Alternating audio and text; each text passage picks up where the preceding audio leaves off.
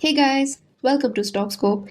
One of India's most popular eyewear brands, Lenskart, is finally coming out with its IPO. The company is looking to raise around 7,278 crore, priced between 382 and 402 per share. But only 2,150 crore will actually go to the company for growth. So what about the remaining 5,128 crore? That's going straight to existing investors and founders through the offer for sale. Now, some see Lenskart as India's next consumer tech success story, whereas others believe it's heavily overvalued. The valuation has jumped nearly 8 times in just 3 months, and critics say it's priced more like a tech giant than a retail company. So, before you apply for this IPO, let's break down everything you need to know: the business, the numbers, and the real story behind the hype.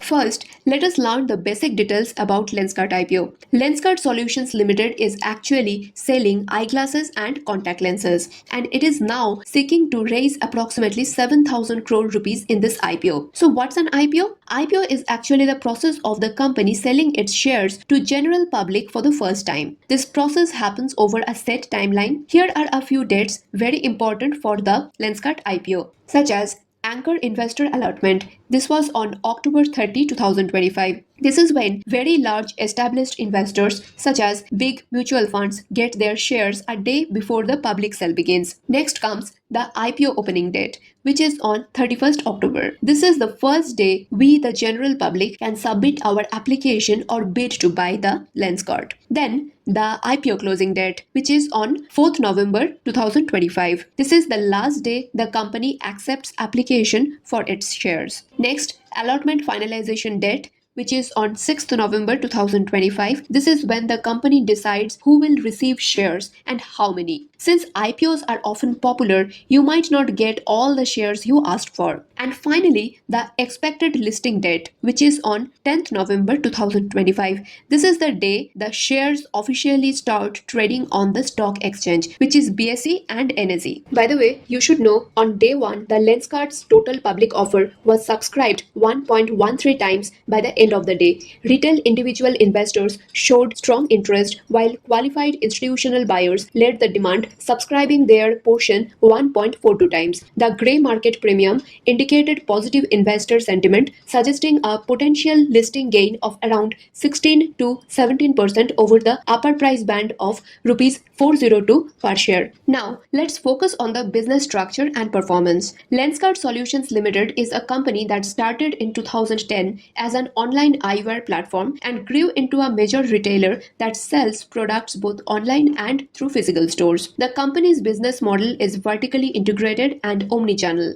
and such a model helps Lenskart offer better pricing, maintain consistent quality across its global stores, and launch new collections quickly, which leads to steady and high gross margins. Actually, now it's a tech-driven company because Lenskart invests heavily in technology, including setting up robotic lens labs and AI-led fulfillment centers for efficiency. They even use 3D tryout and eye scan technology to personalize the customer experience. Now let's take a look at the numbers for financial performance of Lenskart. In financial year 2023, its revenue from operations was 3,788 crore, whereas it rose to 6,653 crore in financial year 2025. For PAT, or profit after tax, we can see that in financial year 23 and 24 it made loss. In financial year 2025 it has made profit for the very first time, which is 297.34 crore. Now, before we move on to the ongoing controversy regarding Lenskart IPO, let's just check out the grey market premium, or GMP.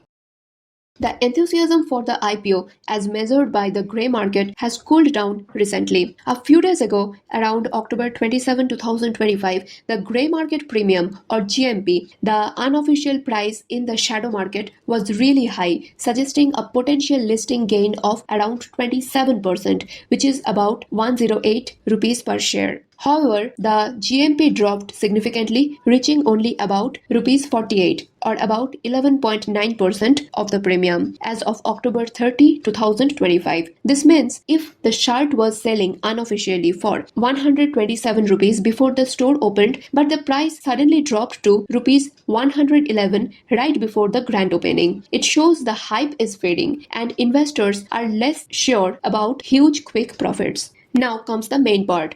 Why everyone's talking about it? The investors are fighting over one big question. Is the price justified or pure hype? Or is the company's ambitious valuation just because of its recent financial performance? The controversy is split into two main areas. Number one, the valuation debate, and number two, the founder's windfall. Let's start with the valuation debate. Critics say Lenskart is asking for a price that is way too high compared to how much profit it actually makes, arguing that it is pricing itself like a super fast growing tech company when it is primarily a retail chain that sells physical products. Lenskart is now seeking a market valuation of around 70,000 crore. Here you should know why critics are saying the price is too high. The proposed valuation results in a PE ratio of over 230 times, which means for every 1 rupees of profit Lenskart earned last year, investors are being asked to pay rupees 230 for a share of that profit.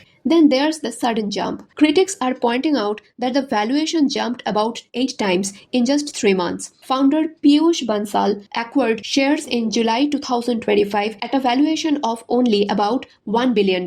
But the IPO now targets up to $8.5 billion. Also, there are a few more things. Lenskart has a very thin profit history. Only recently it became profitable, reporting its first consolidated net profit of 297 crore rupees in financial year 25 after reporting a loss of 10 crore rupees in financial year 24. By the way, this profit of 297 crore rupees in financial year 25 was not all earned from selling classes. Around 167 crore rupees of it was a one-time non-cash gain related to the acquisition of Japanese brand Owndays. But the CEO, Piyush Bansal, has shrugged off the valuation debate totally. He stated that his primary job as an entrepreneur is to create value for the customer. He believes the valuation is determined by the market and their expert advisors, and it will be in line with the industry comparables. In fact, the CFO of Lenskart, Abhishek Gupta, justified the high price by calling Lenskart a tech company. He claims that because of its technology and efficiency, Lenskart's profits will grow much faster than its revenue once its system fully kick in. Number 2.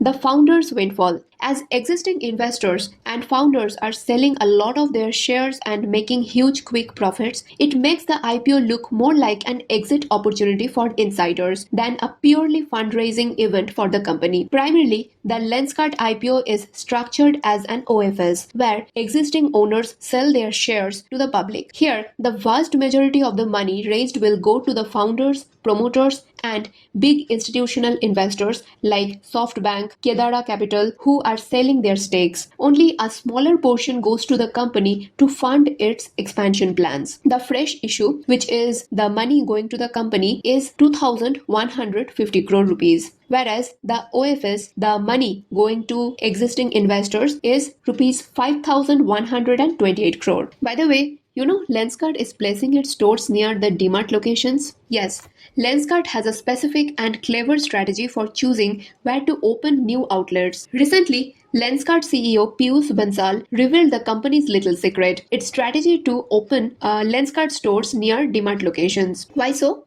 Dmart, which runs popular retail outlets, is known for attracting high foot traffic. By placing Lenskart stores nearby, Lenskart aims to capitalize on these existing crowds of shoppers. Next, backing by Radhakishan Damani, who is the founder of Dmart. Adding to the strategic connections, the founder of Dmart, the retail tycoon Radhakishan Damani, made a personal investment in Lenskart just before the public offering. Damani invested around 90 crore rupees in Lenskart. This investment reflects strong investor confidence in Lenskart's business, but you must be cautious because the critics suggested that using Damani's 90 crore rupees investment was merely a bait for retail investors, arguing that 90 crore rupees is peanuts for a veteran investor like Damani, but gives the impression of validation for Lenskart. Now let's take a look at the long run. What is the future of Lenskart company? The future of the Lenskart stock largely depends on whether the company can grow into its high price tag or not. Let's check out the long-term growth thesis. India's eyewear market is still 77% unorganized. It means people mostly buy from local non-branded shops. Lenskart, as the largest organized player in India, has huge space to grow by capturing this market share. The overall Indian eyewear market is also expected to grow by over 10% CAGR and may even triple by 2032. The business is even taking into account the growing demand, rising screen time of young generation, aging population, and increased fashion consciousness among people mean the demand for eyeglasses. Other than this, Lenskart combines online sales with an expanding network of over 2,700 physical stores globally. This approach makes it easier for customers to get eye tests and pick up orders, which is crucial in the eyewear business. This combination keeps the customers loyal and makes the business highly scalable. By the way, over 80% of the company owned stores opened in the last 2 years became profitable within just 10 months, which is considered a very first return in the retail industry. Not only this, but Lenskart has also scaled rapidly abroad, with about 40% of its revenue coming from international markets such as Middle East, Southeast Asia, Japan, etc. This diversification means Lenskart can tap into large eyewear markets beyond India, making it a multinational retail brand. So I would say the IPO may be suitable for investors with a long-term horizon and a high-risk appetite who believe in the growth potential of India's retail and consumer tech space. Despite the high valuation concerns, several investment firms still recommend applying for the IPO, but only for the long term. They acknowledge the price is expensive but believe the company's potential in the fast-growing eyewear market justifies holding the stock in the long run. Now, I have told you everything you should know about the Lenskart, but before investment, you should definitely do your thorough research. This video is not at all an investment recommendation video, or neither am I providing any investment advice. Talk to your financial advisor before making any investment decision. And on this note, this is it for today. Do let me know in the comment below how you liked my video. I'll be back in my next video soon. Till then, stay tuned and keep investing. Bye for now.